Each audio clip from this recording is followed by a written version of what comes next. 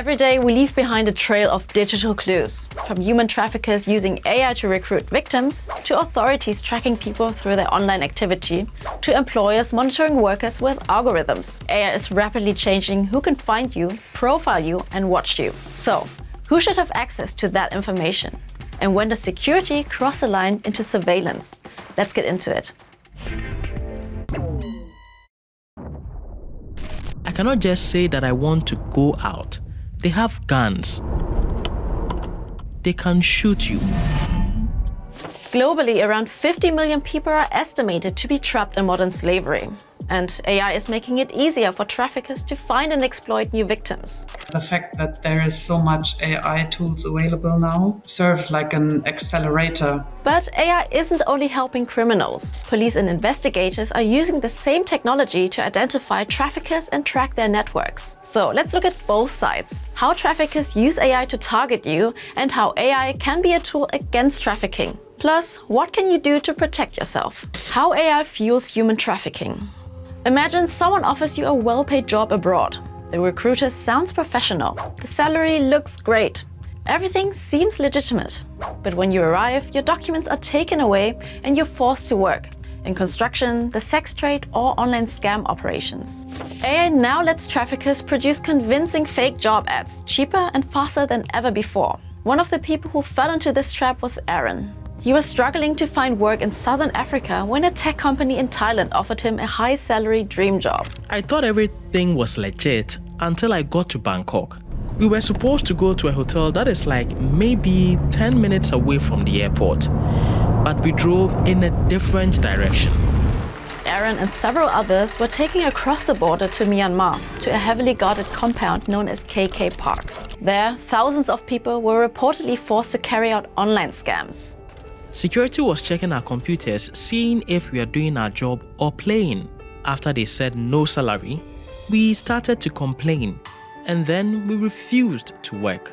Aaron was eventually rescued by aid workers. KK Park was raided by authorities in 2025, but thousands of people are still trapped in scamming operations near Myanmar's Thai border. Aaron's story is far from being an isolated case. AI tools help generate convincing messages and job offers in almost any language. Plus, they are great at personalizing them. Traffickers blast out messages to thousands of potential victims and make each one feel personal. The fact that job announcements can be falsified but appear as serious ones, the fact that you can reach out to an unknown mass of people but also address them individually at the same time via AI tools, it expands the room where traffickers can recruit almost endlessly. And it doesn't stop there. Deepfake technology allows criminals to create entirely fake identities to contact you on social media or dating apps. In some cases, AI-generated intimate images are even used to blackmail people.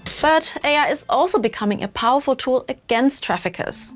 AI can be used to scan the internet, hunting for red flags. What we see is so-called web crawlers that would search automatically for certain patterns that traffickers would use, like for instance the same mobile number. AI tools can be used to scan trafficking-related images for subtle clues, then compare them against other images online.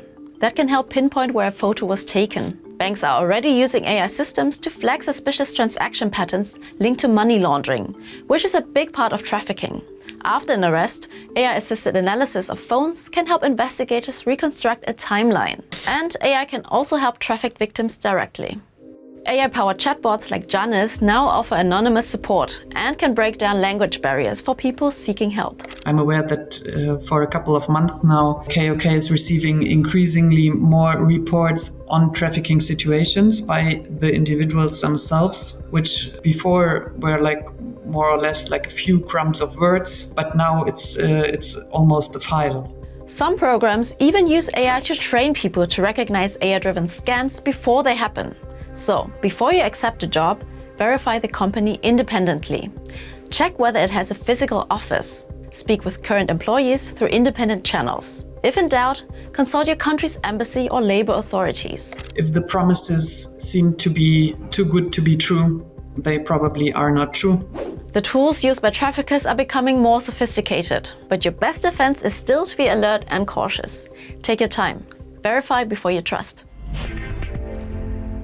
This is David Striever from the US. He sent a highly critical email to ICE after an ICE agent shot and killed Minneapolis resident Renee Good. Months later, federal agents showed up at David Striever's front door to deliver a warning notice. The agents also left anonymous voicemails and even tracked him in a hotel. The incident is now at the center of a lawsuit in the United States. But this story goes beyond ICE. It highlights how easily online activity can be linked to a real person. It also raises a broader debate. Where's the line between tackling hate speech and protecting free speech? Let's take a closer look. First, how can someone track you down from just an email or even a social media post? Even if an email doesn't explicitly list your home address, it still contains hidden data. Email headers can reveal routing information and IP addresses. If a message is sent from a personal device or a home network, it acts as a digital fingerprint. And it can be traced back to an internet service provider or a physical location. Investigators can also analyze public profiles. They may compare usernames across different platforms, connect social media accounts, and piece together details to build a profile of someone. And under certain administrative frameworks, federal agencies can legally compel tech platforms or internet providers to hand over subscriber records, location data, or account information.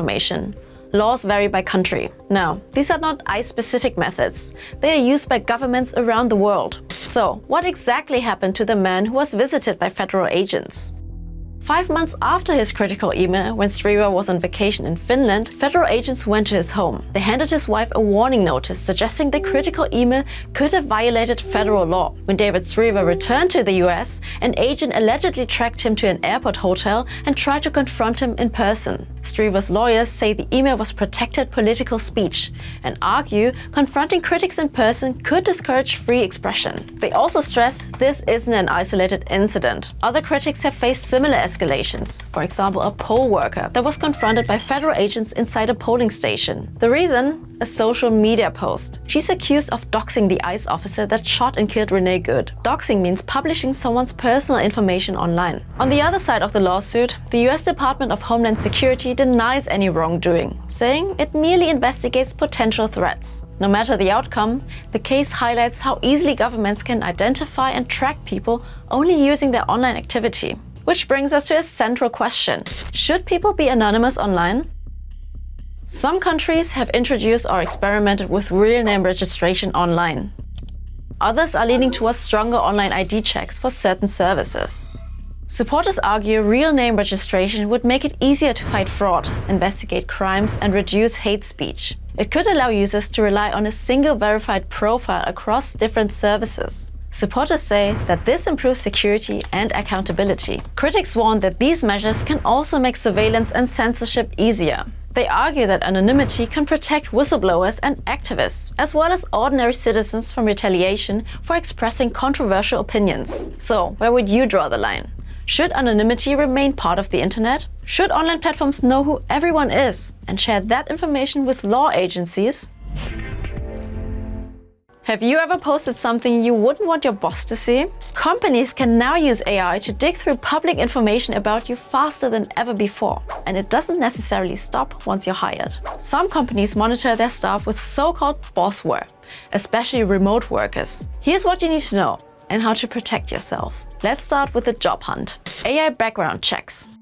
46% of organizations are already using artificial intelligence in HR or plan to start in 2026. How deep background checks go varies, but some AI-powered screening tools analyze information from social media, websites, and other public online sources. Some even use facial recognition. So, a profile under a fake name could still be linked back to you. The system then generates a report, your behavioral patterns, plus anything that might look controversial. AI has made checks like these cheaper and easier than ever before. The privacy problem is obvious, but there's a second issue. AI is biased. Studies show these tools favored white and male applicants over black and female applicants. One of the best-known examples of algorithmic discrimination in hiring involved Amazon. The company developed a recruiting tool in the late 2010s. Its aim? To help screen job applications. But testing revealed that it favored male candidates and penalized some resumes associated with women. After attempts to remove the bias proved unsuccessful, Amazon says it shut down the project before it was ever deployed. But here's the thing, humans are biased too. That's why the AI learned these patterns in the first place. A truly neutral system could actually make the hiring process fairer. The NGO Algorithm Watch, for example, collected real resumes from various people and turned them into an anonymous data set. Developers can now use this to train unbiased hiring models. But Algorithm Watch says there's a limit to what technology can fix. If companies want hiring to be genuinely fairer, they argue, it's not enough to improve the software. Recruiters and HR teams also need training to recognize and challenge their own biases throughout the hiring process. Okay, what's next? You got the job, but that doesn't mean AI will leave you alone now. Bossware watching you at work. 44% of American workers said their employer monitors them with technology, and not all employers disclose their monitoring tech. Here's an overview of the most important monitoring tools, also known as Bossware. They're software that tracks your keystrokes, takes screenshots, and monitors how long your breaks are. Some software can even access your webcam. The goal is more productivity and accountability. But some studies say there's no evidence that monitoring improves performance. Instead, it can cause more stress and possibly lead to worse output. That's one reason many experts are calling for more transparency and clearer rules. But until that happens, what can you do to navigate all this? How to protect yourself? Let's start with your digital footprint. Google yourself. Then ask an AI chatbot what it can find about you. It helps to see what information is out there about yourself and what an employer might see. Tightening your privacy settings and deleting old posts and dead accounts can help, but it won't make you invisible. However, you can try to put good things about yourself online. A personal website or blog referencing projects you've worked on. Moving on to your resume, it'll probably be scanned by an AI. So, help the software read it better. Use a clean and simple layout. Fancy designs confuse the systems. Use keywords from the job description, standard job titles and headings. That's what the software scans for. And add your location. Many systems use a filter for that. Finally, how to protect yourself from bossware. Honestly, on a company device, your options are limited. But if nobody has told you about monitoring, ask. Request the data they have and ask what it's for. And keep work and private things on separate devices. That way, bossware only sees work. AI in the workplace isn't going away. The question is how it's used. Have you ever discovered you were being monitored at work? Let us know. That's all from me. Bye and see you next time.